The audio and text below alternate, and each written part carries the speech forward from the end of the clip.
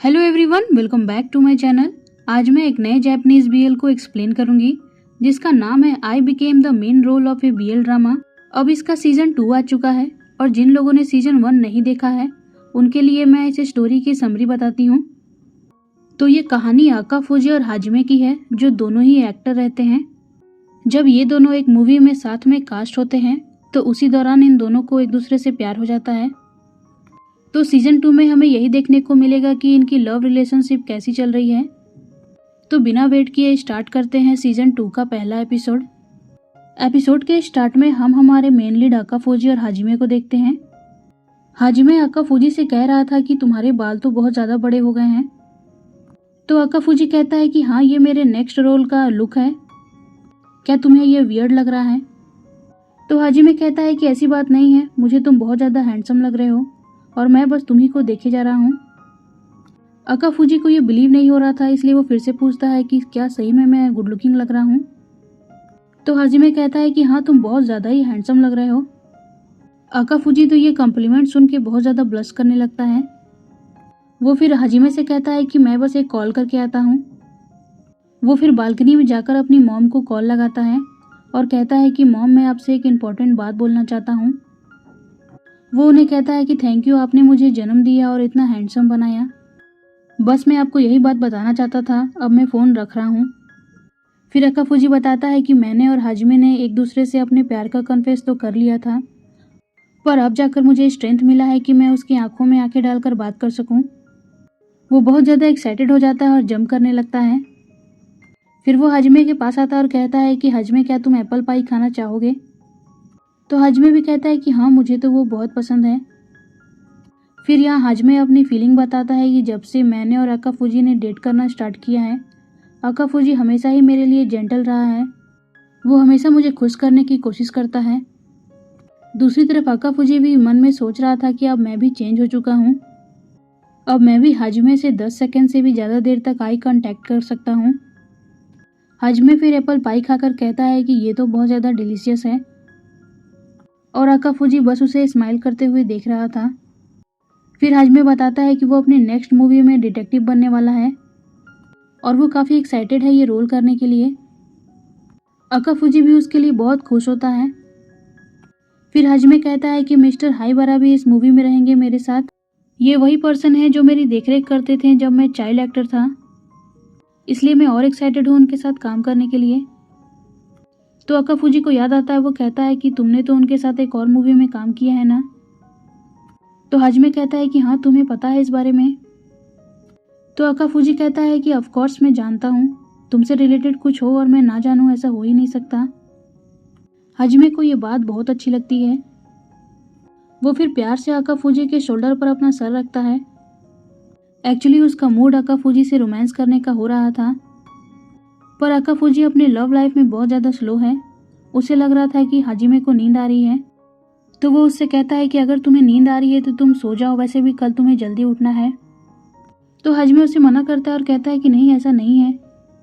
पर आकाफुजी अपने बैग उठाकर गेट तक पहुंच जाता है और कहता है कि तुम्हारा जो न्यूज़ शो है वो भी सेम चैनल पर आने वाला है, तो हम लोग वैसे भी सेट पर एक दूसरे से मिलते रहेंगे।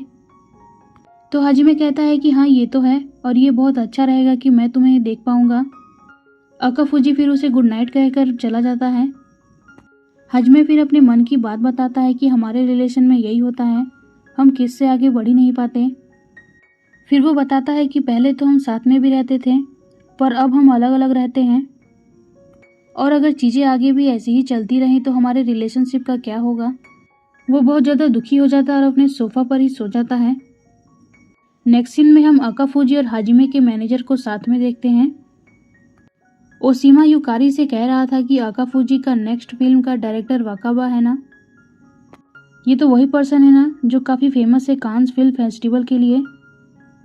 तो युकारी कहता है कि हाँ, और ये उसकी फर्स्ट मूवी होगी जो वो डायरेक्ट करेगा। ओशिमा कहता है कि फिर भी देखना, ये हॉट टॉपिक बनने वाली है। युकारी फिर कहता है कि मैं होप करता हूँ कि आकाफुजी के लिए ये अच्छा एक्सपीरियंस हो। ओशिमा फिर उससे पूछता है कि युकारी, तुम मैनेजर ही क्यों बनना चाहते थे? तो युकारी यहाँ ओशिमा के बारे में सोच के कह रहा था कि मेरा भी एक फेवरेट एक्टर था उसे कुछ र्यूमर और स्कैंडल की वजह से ये इंडस्ट्री छोड़नी पड़ी जो मैं देख नहीं पाया। वो फिर ओसीमा से कहता है कि अगर मैं उस टाइम तुम्हारा मैनेजर होता तो तुम्हें बचा लेता। ओसीमा फिर उसे स्माइल करके कहता है कि अगर तुम मेरे मैनेजर होते तो मैं भी अभी तक एक्टर होता। तो युकारी उससे पूछता है क्या तुम्हें अभी भी एक्टिंग से अटैचमेंट है?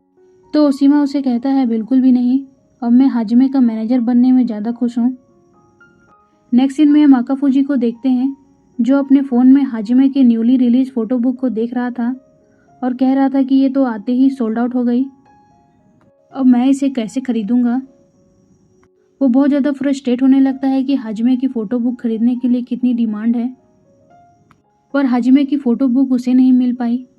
आकाफुजी बिल्कुल एक लवर बॉय है जिसे अपने बॉयफ्रेंड से रिलेटेड कोई भी चीज़ सबसे पहले अपने पास ही चाहिए, इसलिए वो यहाँ बच्चों की तरह चिल्लाने लगता है कि मुझे नहीं मिल पाया फ़ोटो बुक। युकारी उसे देखकर कहता है कि तुम ठीक तो हो ना? आकाफुजी कहता है कि हाँ मैं ठीक हूँ और मैं ज़रूर कोई रास्ता निकालूंगा उसका फ़ोटो बुक लेने के लिए। तो युकारी उसे कहता है कि मैं उस बारे में नहीं कह रहा हूँ। युकारी फिर आकाफुजी को फ़ोन दिखाकर कहता है कि ये तुम क्या कर रहे हो। यहाँ देखने से पता चलता है कि आकाफुजी ने अपने ऑफिशियल अकाउंट में सिर्फ हाजिमे की फ़ोटो डाली थी। तो युकारी उसे कहता है कि तुम्हारा ऑफिशियल अकाउंट तो बिल्कुल एक फ़ैन अकाउंट लग रहा है और तुम्हारे फैंस भी तुम दोनों को शिप कर रहे हैं एज ए कपल, जबकि कोई ऑफिशियल अनाउंसमेंट भी नहीं हुई है सोशल मीडिया पे।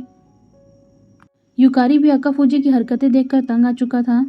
वो कहता है कि तुम अभी भी एक अपकमिंग एक्टर हो जिसका इतना अच्छा ब्राइट फ्यूचर है, इसलिए ये सारी हरकतें करना बंद करो। तो आकाफुजी उसे सॉरी कहता है। युकारी उससे कहता है कि सीरियसली तुम अभी भी ऐसे एक्ट करते हो जबकि तुम दोनों ने डेटिंग करना भी स्टार्ट कर दिया है।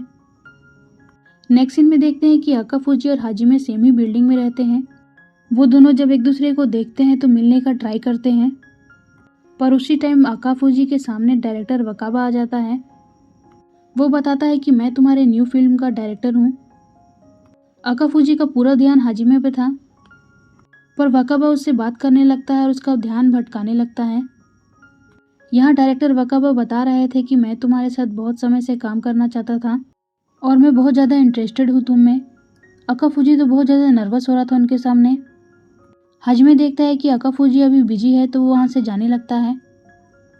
वो भी जा ही रहा था कि उसी टाइम हाइबारा भी आ जाता है और वो हाजिमे को गले लगा लेता है। वो फिर प्यार से हाजिमे को बच्चों की तरह उछालने लगा था। आकाफुजी जब ये देखता है तो वो बहुत ज़्यादा शॉक्ड हो जाता है। वो कहता है कि ये कौन है जो उसके बॉयफ्रेंड को इस तरह से पकड़े हुए है।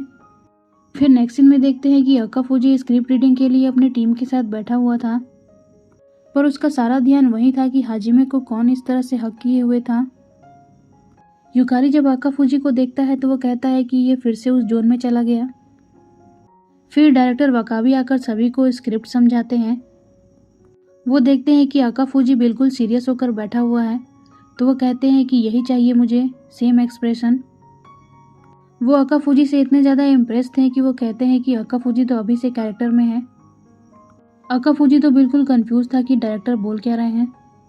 यहाँ डायरेक्टर सभी से कहते हैं कि आकाफुजी के लिए क्लैपिंग करो, ये बहुत अच्छा एक्टिंग करने वाला है। नेक्स्ट सीन में देखते हैं कि आकाफुजी अपने फ्रेंड कुरुमिया से कह रहा था कि तुम हाजिमे और हाइबारा के साथ एक ही फिल्म में काम करने वाले हो ना, तो तुमने देखा होगा ना कि वो दोनों साथ में ही हैं। तो कुरुमिया कहता है कि हाँ मैंने देखा है और ये मेरे लिए भी बहुत ज़्यादा शॉकिंग है। फिर वो बताता है कि हाइबारा का ऑरा तुमने देखा है, वो कितना ज़्यादा ही हैंडसम है। ऐसा राइवल तो तुमने भी नहीं सोचा होगा कि तुम्हारा कभी होगा। ये सुनकर तो आकाफुजी और टेंशन में आ जाता है। वो कहता है कि अब टाइम आ गया है जब मैं हाजिमे को अपने दिल की बात बताऊं।